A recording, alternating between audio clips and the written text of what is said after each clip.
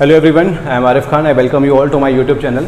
तो फ्रेंड्स, इस video series में आपने देखा था अभी तक कि 2018 सीजीपीएससी मेंस पेपर के एप्टीट्यूड के जितने भी क्वेश्चन थे उनका सोल्यूशन हमने यहाँ पर देखा। आज हम देखने वाले हैं उसी पेपर का क्वेश्चन नंबर 11। तो अब आई होप कि आपने सारे वीडियोस देखे होंगे। अगर नहीं तो पहले आप सारे वीडियोस देखकर आइएगा, उनका सोल्यूशन आप देखकर आइएगा। अगर आपको वीडियोस पसंद आ रहे हो तो प्लीज़ लाइक करिएगा, शेयर करके सब्सक्राइब करिएगा चैनल को। और अगर नहीं समझ में आ रहा हो तो कंपल्सरीली उससे आप कमेंट सेक्शन में हमें बताएं कि आपको क्वेश्चन में कहाँ पर डाउट हो रहा है। और उसके अलावा भी अगर कोई डाउट हो तो आप हमें इस व्हाट्सएप नंबर पे व्हाट्सएप भी कर सकते हैं, ताकि हम आप तक इजीली अप्रोच कर सकें और आपको आपका सोल्यूशन प्रोवाइड कर सकें जल्द से जल्द। तो स्टार्ट करते हैं इस वीडियो को। आज का क्वेश्चन है क्वेश्चन नंबर 11 और क्वेश्चन इस तरीके से है कि on a river Q is the mid point between 2 points P and R on the same bank of the river. A boat takes 16 hours 40 minutes to go from P to R and it can go and return back from P to Q in 12 hours. How long it will take to go from R to P? समझते हैं इस question को।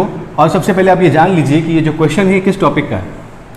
ये जो topic है ये है boat and stream. एक बहुत इंपॉर्टेंट और बहुत इजी और बहुत कंसेप्चुअल टॉपिक है, जो आपको अगर आपने उस कुछ पॉइंट्स को अगर समझ लिया तो ये क्वेश्चन के हर टॉपिक आपसे बन सकते हैं, इस टॉपिक के हर क्वेश्चन आपसे बन सकते हैं। तो चलते हैं हम यहाँ पर और ये पार्ट देखते हैं रिवर के बारे में। तो आपको स्पीड, टाइम एंड डिस्टेंस थोड़ी सी कमांड होनी चाहिए। ये है रिवर, और रिवर की खासियत क्या होती है कि रिवर में जो वाटर होता है वो फ्लो करता है, स्टिल नहीं होता, ठहरा हुआ पानी नहीं होता, उसमें बहाव होता है, उसमें मूवमेंट होती है। तो यहाँ पर भी हम वही पार्ट करेंगे। तो या तो मूवमेंट इस तरफ होगा या तो मूवमेंट इस तरफ होगा, किसी भी दिशा में, डायरेक्शन में होगा। तो हम वो डायरेक्शन फाइंड करने से पहले हम देख लेते हैं क्वेश्चन में गिवन क्या है। Q is the point between 2 points P and R on the same bank of river. River के same bed of the river. तो एक ये है और एक ये पार्ट है। हम एक ही तरफ हमें बात करनी है, P to R, Q is the mid point. अब इसमें बात कही गई है कि a boat take 16 hours 40 minutes to reach from P to R। P से R ट्रैवल करते वक्त किसी बोट को टोटल 16 hours 40 minutes का समय लगता है। इसका मतलब डायरेक्शन तो एक ही होगी और P से Q का डिस्टेंस और Q से R का डिस्टेंस भी सेम होगा। क्यों? क्योंकि Q जो है वो मिड पॉइंट है। ठीक है, तो यहाँ पर जो जितना टाइम यहाँ पर लगेगा उतना ही टाइम यहाँ पे लगेगा। तो टोटल टाइम को आप डिवाइड बाय 2 कर दीजिएगा। तो ये हो गया P से Q के लिए 8 hours 20 minutes, और यहाँ से भी हो जाएगा 8 hours 20 minutes। किस तरफ? जब आप मूव कर रहे हैं Q से R की तरफ और यहाँ से P से Q की तरफ। आई होप ये पार्ट क्लियर हो गया होगा। ये फर्स्ट पार्ट में दिया हुआ है, तो वहाँ से आप ये चीज़ ईजिली अचीव कर सकते हैं। सेकंड पार्ट में जाएं। सेकंड पार्ट में क्या बोला गया है कि ये boat can go and return back from P to Q in 12 hours। मतलब वही बोट अगर P से Q ट्रैवल करती है और ट्रैवल करके वापस आती है Q से, तो टोटल टाइम मान लेते हैं ये T1 है और ये T2 है। तो टोटल टाइम कितना लग रहा है? T1 plus T2 is equal to 12 hours। T1 plus T2 12 hours। तो आपको एक T1 तो पता है कि P से Q जाते वक्त उस बोट को टाइम लगा था 8 hours 20 minutes। तो ये हो जाएगा 8 hours 20 minutes plus T2 is equal to 12 hours। Solve करके आप निकालेंगे T2। तो ये हो गया 12 hours minus 8 hours 20 minutes, that is 3 hours 40 minutes। तो आपको टाइम क्या मालूम चल गया कि भाई Q से P तक उस बोट को 3 hours 40 minutes लगते हैं ट्रैवल करने में। अब ये बात क्लियर हो गई। अब देखिएगा T1 था वो कितना था? 8 hours 20 minutes, और T2 कितना है? 3 hours 40 minutes। बोट की जब बोट स्ट्रीम जब टॉपिक हम पढ़ते हैं तो हमें 2 डायरेक्शन बहुत ज़रूरी होते हैं जानना। वो होता है एक डाउनवर्ड और एक होता है अपवर्ड। डाउनवर्ड को हिंदी में कहते हैं अनुकूल दिशा, अपवर्ड को कहते हैं प्रतिकूल दिशा।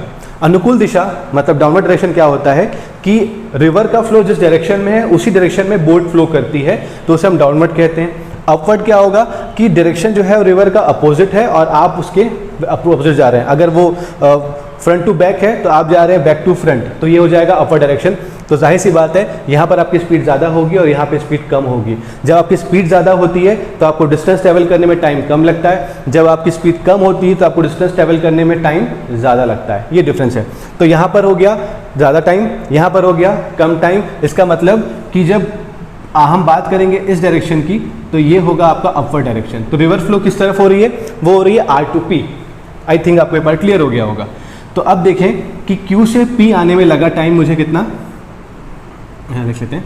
Q से P में टाइम कितना लग रहा है आपको? वो लग रहा है 3 hours 40 minutes। और आपको ये भी पता है कि भाई Q से R का डिस्टेंस भी सेम है, तो R से Q आने में भी उसको उतना ही टाइम लगेगा क्योंकि डिस्टेंस दोनों का सेम है, डायरेक्शन भी सेम है, तो 3 आवर 40 मिनट। तो आपसे क्वेश्चन क्या पूछा है, how long it will take to cover distance from R to P, R से पी आने में उस बोट को कितना वक्त लग जाएगा।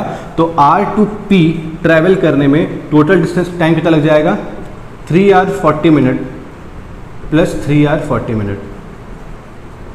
जब आप सॉल्व करेंगे तो कितना आ जाएगा, ये 7 आवर 20 मिनट। ये होगा आपका फाइनल आंसर। ये है आपका आंसर कि उस बोट को टोटल 7 आवर 20 मिनट्स लगते हैं आर से पी ट्रैवल करने में। ठीक है, तो आई होप आपको ये पार्ट क्लियर हो गया होगा। अगर आपने इसको प्रॉपर्ली डिस्क्राइब करके लिख दिया मेंस में तो आपको फुल मार्क्स मिलेंगे। एप्टीट्यूड की खासियत होती है कि अगर आपने डिस्क्रिप्शन सही किया हुआ है, आपने अगर कैलकुलेशन सही किया हुआ है तो आपके मार्क्स पूरे मिल जाते हैं। अगर प्रीलिम्स में अगर आपसे क्वेश्चन पूछे तो वो मे बी आर और मिनट के कॉम्बिनेशन में ना पूछे, वो आपसे डायरेक्टली क्या पूछेगा, आर्स में या फिर मिक्स फ्रैक्शन में।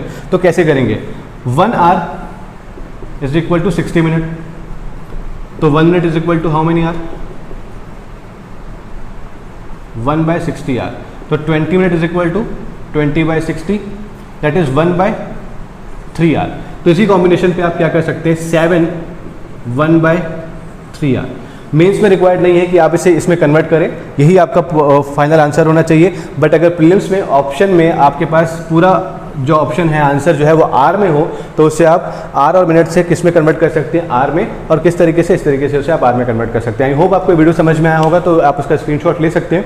और साथ ही साथ अगर कोई डाउट हो तो आप कमेंट सेक्शन में ज़रूर बताइएगा, या इस व्हाट्सएप नंबर पर भी आप हमें पूछ सकते हैं। क्वेश्चन में अगर कोई डाउट हो तो हम आप तक पहुँचने की कोशिश करेंगे और आपको जल्द से जल्द उसका सोल्यूशन प्रोवाइड करेंगे। तो इस वीडियो के लिए इतना ही काफ़ी, और मिलते हैं अगले वीडियो में अगले क्वेश्चन के साथ, उसके सोल्यूशन के साथ। Till then, thank you so much, all the very best.